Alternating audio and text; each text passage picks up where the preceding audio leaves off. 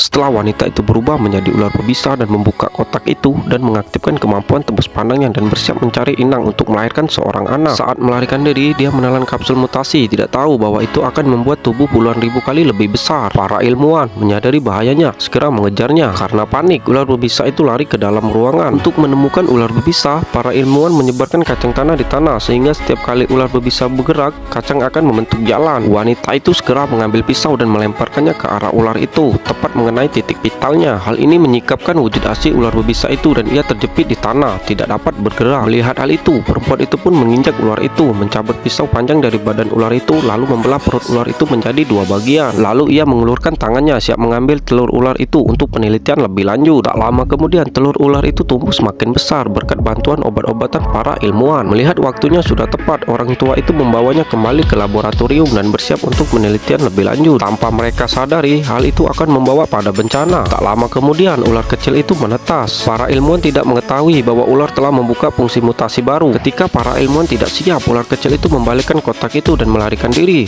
menggunakan fungsi tembus pandangnya untuk naik ke tempat tidur. Ular itu mengebor ke dalam tubuh lelaki tua itu dan hendak menjadi parasit baginya. Tiba-tiba orang tua itu meninggal. Detik berikutnya, ular kecil itu keluar dari mulutnya. Melihat kejadian itu, petugas yang ada di dekat situ pun bergegas datang, mencengkeram bagian vital ular itu dan mencabutnya sekuat tenaga. Untungnya, ular ini belum mulai berevolusi dan setelah mengerahkan seluruh kekuatannya, ular kecil itu ditarik keluar. Mereka segera memasukkan ular itu ke dalam kantong dan krisis pun terhindarkan. Akan tetapi, para ilmuwan tidak belajar dari kesalahan mereka dan terus bereksperimen. Pria itu bahkan mengulurkan tangannya untuk mencoba menjinakkannya. Melihat mangsa di depannya, ular kecil itu tampaknya menyadari bahwa itu adalah jebakan, jadi ia segera mundur dan kemudian melarikan diri. Ketika staf menemukan ular itu lagi, mutasinya telah selesai. Ia tidak hanya memiliki kemampuan untuk menjadi tidak terlihat, tetapi juga menjadi sangat besar. Ini berbahaya. Pria berkacamata mencoba menembak tetapi dihentikan. Ular besar itu memanfaatkan kesempatan untuk bersembunyi, mengayunkan ekornya untuk membalikkan kaleng plastik tersebut lalu bersembunyi. Karena gagal menemukannya,